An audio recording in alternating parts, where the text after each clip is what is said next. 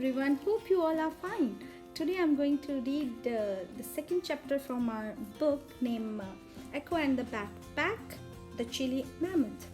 So I hope you remember what happened in the first chapter, how they have been to a village carnival where their father was so excited to see everything, and the name of the place was Fogville. They met with the countess, and then they were so excited. Some of them were not happy, but some of them were so excited to see the countess. And by the end of the first chapter, the dad called all the kids and asked them to enjoy the candy floss. So today our second chapter is Runaway Balloon. We followed Mr. Silver to a huge red and yellow hot air balloon that was tethered to the ground by a thick safety rope. The large wicker basket below it was floating a meter or two above the ground. It looks like an animal held on a lead, ready to break free at the first opportunity. A thin man with a thick black mustache was inviting people to go for an exciting trip through the skies above Fogville.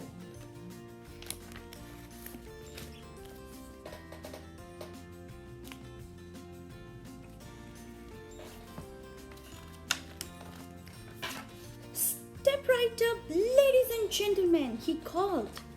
Take to the skies and experience an unforgettable 1-hour trip above your town rooftops. What are you waiting for? Wow, that's cool, Taylor exclaimed. What do you think, kids? Mr. Silver asked, grinning. Would you like to go on a ride? I don't know.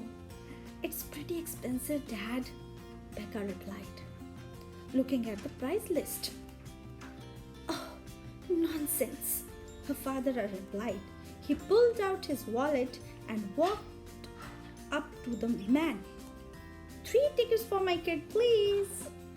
I realized they were planning to take me just seconds before Becca began to climb into the basket of that flying contraption.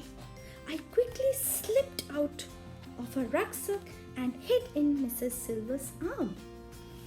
What's the matter, Echo? Laughing, Becca asked, are you afraid of flying? On the earth, could a brat like me be afraid of flying?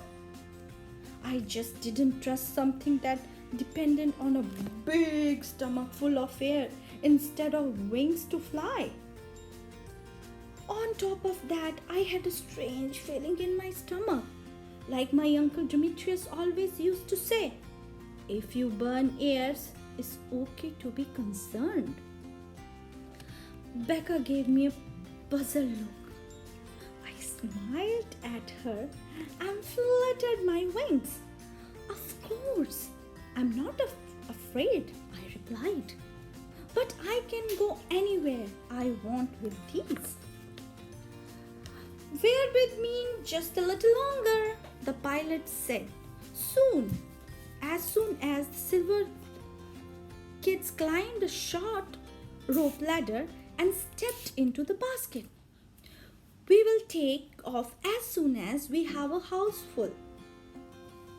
Taylor leaned over the edge of the basket and made funny faces at me while they were waiting. Then they made such a horrible one that I almost burst out laughing. But Taylor wasn't joking around anymore. He'd just seen the next passenger approaching the hot air balloon. I bet you already know who it was, don't you?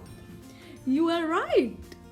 It was Countess Violet La Treppe herself.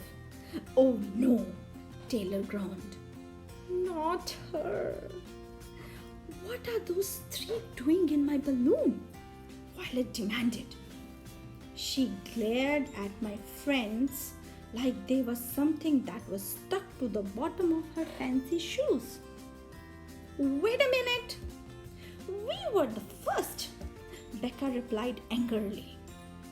Come on, Violet, the man with her coaxed. He appeared to be some kind of butler. They looked like nice children. Nice? Violet repeated incredulously. They were hardly nice to me outside Villa Chalets. Earlier, I caught them making fun of my ancestors. Please, Countess, Michael interrupted. Come on, my brother won't bother you. Violet smiled. All right then, if I must, she said. Will you help me up, please, Paul? The butler, Paul, put his hand together and made a step to help Violet up to the ladder. As Violet made her way into the basket, the pilot began untying the thick rope and removing the weights hanging along the outside of the basket. What's when things really got crazy? The Countess missed the last step on the ladder and fell backwards, slamming right into Paul as she tried to help her. Paul lost his balance, toppled backward into the pilot. The pilot dropped the safety rope before he could get on board. It was like watching a bunch of dominoes. The pilot tried to run after the balloon, but it quickly took off with my friends inside. The terrified Countess clung to the rope ladder on the side, screaming her head off. Ah! Everyone else started screaming too.